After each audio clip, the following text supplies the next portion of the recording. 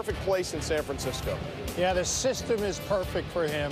He will spend a year on the physically unable to perform list, rehabbing this gruesomely injured left knee, but he's going to come out of that better and stronger for it, and the system is the perfect fit.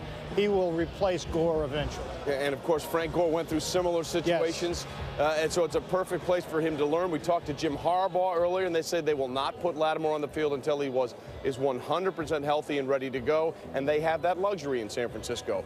As for how Marcus Lattimore is feeling about all this, let's go to Susie Colbert.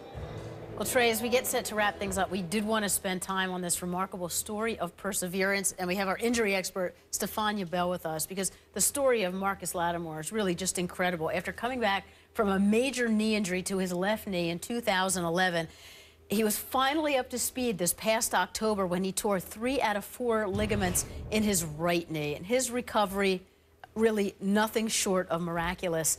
And today, the 49ers showed that they have as much faith in Marcus as he has had in himself.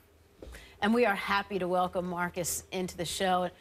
Marcus, first of all, obviously it's been such a long road back, and then a long wait in the draft. When you heard Jim Harbaugh's voice on the phone today, what were your emotions? Oh, man. First of all, I just want to say thank you to everybody. And it's just been a great experience. But when I got the call, I seen the 408 area code, and I wasn't sure who it was.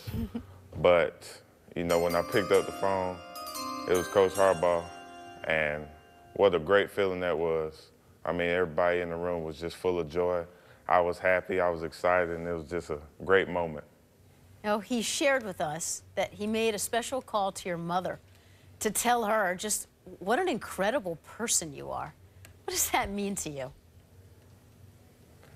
It means a lot. You know, I gave the phone to my mom because he wanted to speak to her. And, you know, for him to say that with all the success he's had, and, you know, I know he's had great parents, it means a lot to me. And I'm just going to continue to be, continue to keep being myself. And because that's what got me here. And I think that's what he likes about me, that I'm just, you know, genuine. So many people have been in your corner. In terms of players in the NFL who experienced this, who's been your greatest encouragement? Man, a bunch of guys. I've talked to so many guys in the NFL who had knee injuries or major injuries at all. And, you know, definitely I got to throw out Frank Gore because he gave me a call right after my injury, and Willis McGahee, and a bunch of guys I was down there with at Pensacola, at API Andrews Institute, Robert Griffin. They've all, you know, been very influential to me and been a big inspiration to me. Marcus, it's Stefania. Congratulations.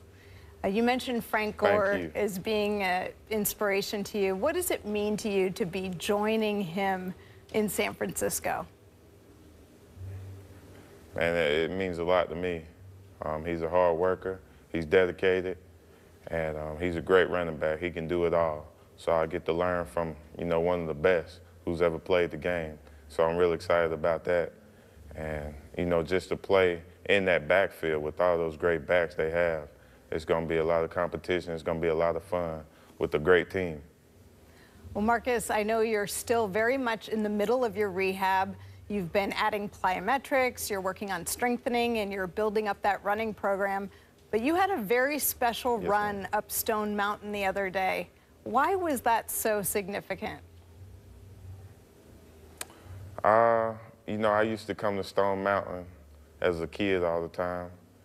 And, you know, it would just be fun. Never really thought too much about it. And then after I, you know, messed my left knee up, I came back up here, I ran up the mountain, and it just feels, I guess, you know, great when you make it to the top. You know, it's just because you can say, you know, all the hard work you put into it and all the dedication you put in, you know, to your rehab and everything going on. You know, when I get to the top of Stone Mountain, it just makes me feel great. So I decided to do it this weekend. It was fun. And you made it. You know, everyone talked about you being a first-round talent, Marcus, before the injury. What makes you believe that you can get back to that level of play? You know, I've been hit, 2,000 times in my career. And it happened to happen, twice when it happened on my knees. But, I just feel like with the way I work and how dedicated I am and the faith I have in myself and the faith that I have in the Lord, that I can, overcome anything and I can come back better than I was. And, with the plan that, Coach has for me, I feel like there'll be no problems, that I'll be back at that level I was.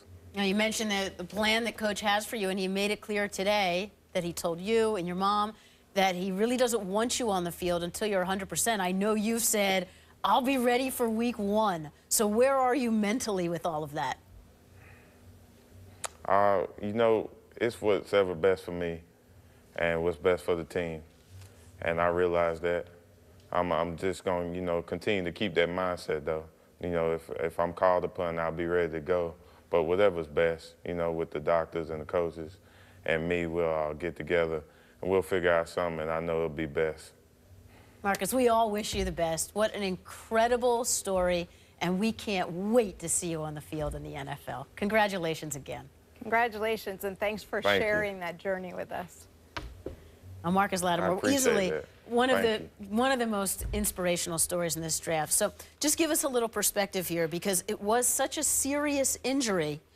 What makes it so serious? What didn't happen that allows him to make this comeback? Well, as you mentioned earlier, 3 out of the 4 major ligaments torn. But what he didn't have happen was there was no fracture, no cartilage damage, no artery damage, and most importantly, no damage to the nerve that controls the motion in his foot and ankle. So he can regain that strength through rehab. If the nerve had been damaged or torn, they could not have been able to repair it. So that really is the difference maker in his ability to come back.